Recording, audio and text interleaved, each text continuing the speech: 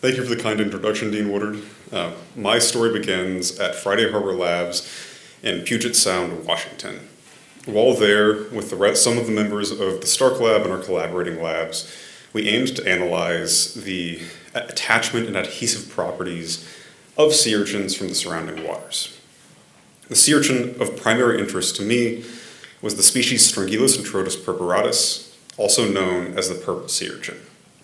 The sea urchin is important as it's incredibly endemic to the West Coast and has been known to decimate kelp forests along the coast from overgrazing and overpopulation. We set out to study their adhesion through a whole animal adhesive model, single two-put adhesive model, and my nanoscale adhesive model that I did here at Villanova in Dr. Dietrich's lab. Whole animal adhesive model was the study of the adhesion of the animal's entire adhesive system.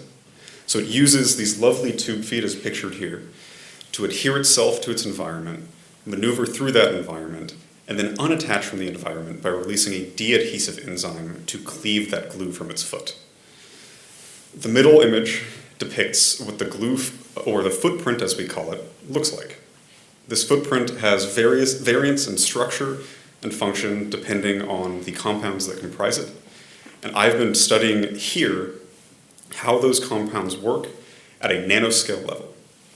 My work here was done using atomic force microscopy, which is a technique used to analyze the structure and adhesive forcing within different materials.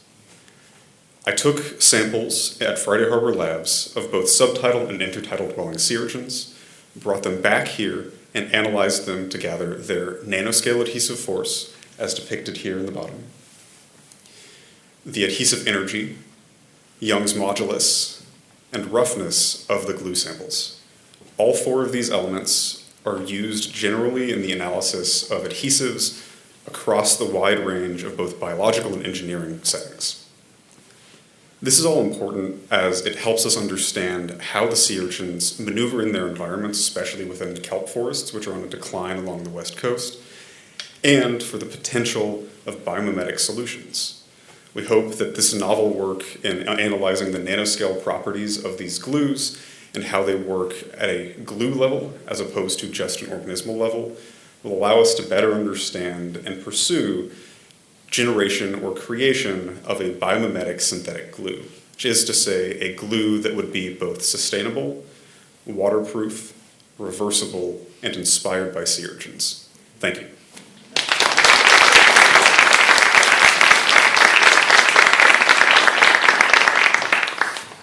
Zachary, I love that presentation, but I got a burning question. Go for it. What color would this glue be, and would it dry clear? So the glue dries fairly clear. The reason it's colored there has to do with light diffraction from the microscope and the silicate wafer that it's found on. So we also collect glue on glass slides, and on the glass slides it's clear, and we just have to use variances in light to detect where it is on that slide. Fascinating, fascinating. The natural solutions are always the best solutions. Are there good questions for Zachary? Good questions. Yes, Dr. Brown. Something about these urchins creating pits. Is this happening in the context of pits that the urchins create? Some urchins create pits, and then they will hide in those pits. They will use glue to adhere themselves within the pit. The pit is generally, though, just a habitat formed through bioerosion of them rubbing their teeth against the rock. I believe Dr. Russell, a former professor from the biology department, used to study that here. So that the mechanism of adhesion doesn't really have anything to do with whatever creates these pits? No. So sea urchins have glue and teeth? Yes. Okay, I'm learning. Question right here.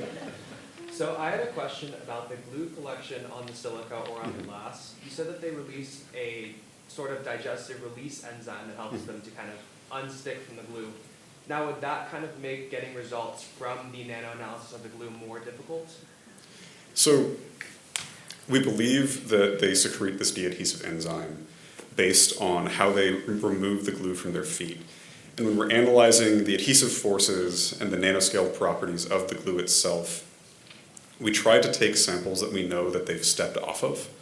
So we think that they've cleaved it from themselves, and we believe that the cleavage of that leaves behind a full glue residue that we can still gather adhesive forcing and data from. But we're still doing current chemical analysis to determine that. That's a great question. So you've got glue and glue remover, all from the same creature. Yep. Oh, that's wonderful. Last question. Yes, right here.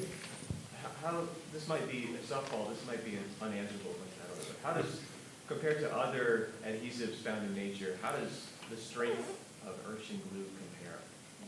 So using other adhesives, specifically here at Villanova, we have people who study muscle adhesives. The muscle adhesive tends to be stronger than sea urchin glues. So if you think about it, muscle adhesive would be more similar to, say, a super glue, whereas the Urchin glue would be closer in adhesive force to maybe an Elmer's in that context. I was thinking the same thing! That was a great presentation. Thank you so much.